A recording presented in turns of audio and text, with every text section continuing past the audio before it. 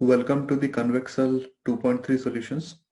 In this, we'll be discussing the problem grid walk. So the problem states that we are given a 2D grid which have obstacles also, and we start from the cell 0, 0, that is the top left cell, and we can move up, down, left and right. And we are also given Q queries, and in each query we are given a coordinate of a cell, and we need to find the minimum cost to reach from the cell 0, 0 to that particular cell.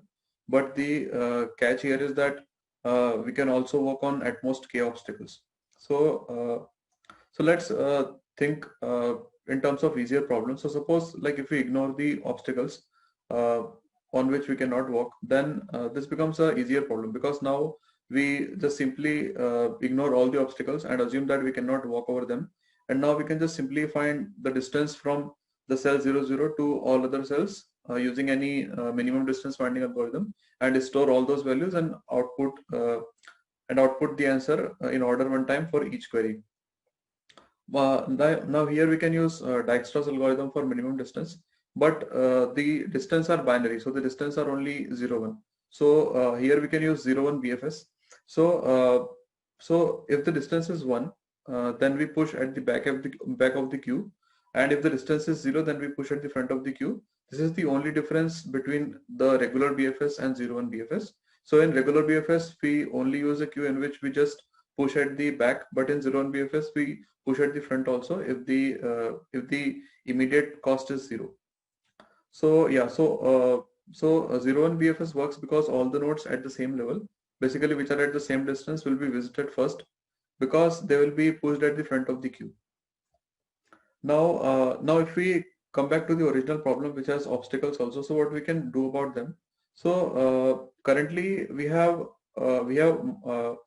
currently we have formulated this problem in the form of a graph problem where each cell is denoted by the pair ij, which is inserted inside the queue, and we are applying 0, 1 BFS on it. Now instead of this, we can add one more state variable k in this tuple ij. So the tuple will become ijk, and this k will basically denotes the remaining number of obstacles which we can walk from the cell i, j. So this will be a new addition to our state. Now, if you visualize this, so suppose this is the original grid given to us with some k. So now, like this k will reduce from capital K to 0. Now, if we talk about some intermediate k, let's say k is some constant m. M can be capital K also, and m will vary. So in this grid, we can see that we are so far we have been formulating this grid in the form of a graph where we have edges between these adjacent cells. So suppose, so now to tackle the obstacles also, so what we can do is, so suppose this is an obstacle and this is a non-obstacle cell. So yeah, so suppose we have another grid, which is the identical grid to this, but we have the invariant that here the k is m minus 1. So in this grid, we can walk over at most m objects, at most m obstacles, but in this grid, we can walk over at most m minus 1 obstacles. So this is the identical grid, but with this invariant. And similarly, we have another grid and so on. So this m basically runs from capital K to 0, and we have k plus 1 such grids, k plus 1 such identical grids. Now, if we talk about this edge, so if this is a non-obstacle cell and this is an obstacle cell, so here we cannot have an edge because this is capital K, because here the k is m, and if we go from here to here, then here we have actually utilized one of the obstacles. So now the remaining number of obstacles that we can cover after reaching this cell will not be m, it will be m minus 1. So actually this edge is not there. So the actual edge exists between this cell and this cell, because now we have m minus 1 remaining obstacles that we can use after reaching this cell, and so on. So from this cell, which is 0, 2 and m, so m is the new state that we are introducing. So from here we can go to this cell, which is 1, 2 and m minus 1. And similarly, we can have many edges between all this different multi-level graph. So now we have made a new graph where each node is denoted by the tuple ijk, and now we can simply apply 0, 1 BFS on this graph. So there will be at most n into k number of nodes in this graph. So initially our original graph was just the grid. Now we can assume that like we have now k plus 1 such identical grids and we have many edges between them. So we have now n square into k many nodes in that graph, at most n square into k. Now how we can find the minimum cost to reach the cell ij in the original problem. So suppose if you maintain the minimum cost to reach ij for the particular k, then the cost to reach that cell will be minimum over all k, where k runs from 0 to capital K.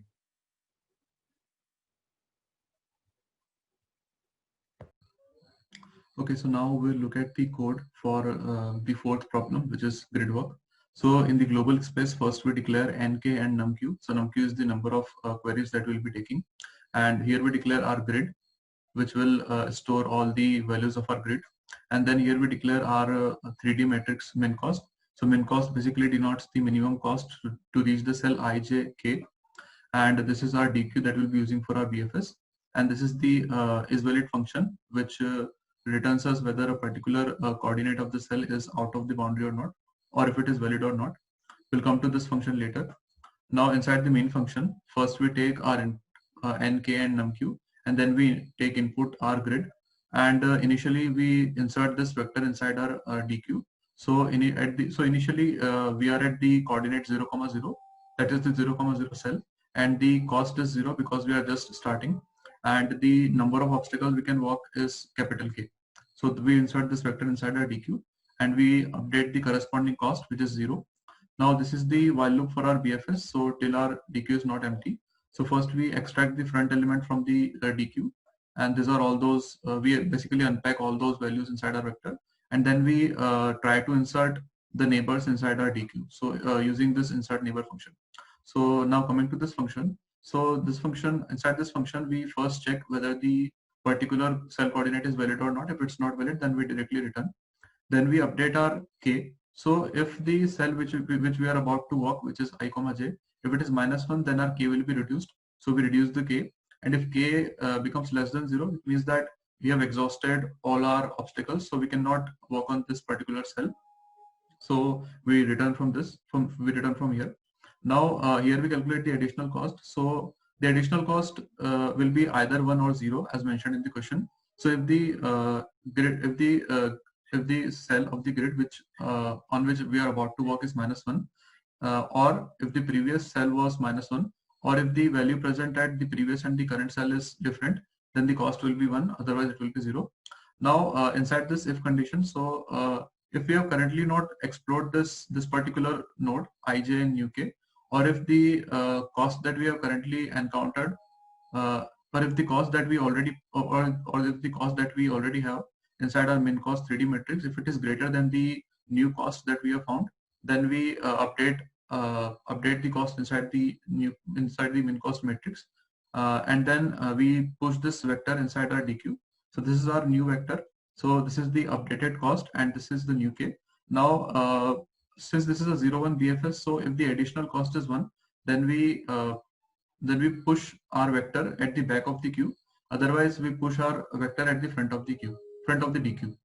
Now, yeah. So here we process all our queries. So we take the input of the coordinate values, and this is and we declare our answer as int max, and we run our loop from 0 to k. So the answer for the grid value xy will be minimum of min cost xy from 0 to k. So basically we'll be taking minimum over all k, where k goes from 0 to capital K. So here we take the minimum, and suppose if the answer is still int max, which means that basically there is no way to reach at that particular cell, so we print -1, otherwise we print answer.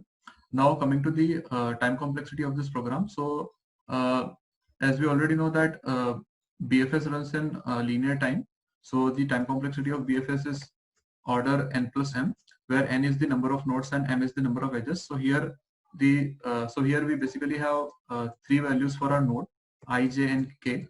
So I can go from 0 to 200, and k can at most be 200. Sorry, j can at most be 200, and k can be at most 50. And m, so regarding m, so m is the total number of edges. So we can have at most 4 edges for all the nodes. So like there will be a 4 here multiplied by this whole quantity. So it will be 5 into this thing. Yeah. So this basically fits inside the 10 to the power 7 range. Now coming to this part. So we basically process all the queries. We take the input and then we take min from 0 to k. So this entire while loop runs for the complexity of order num cube into k. So the number of queries is around 10 to the power 5, and the k is from and the max k is 50. So this also fits inside the 10 to the power 7 range.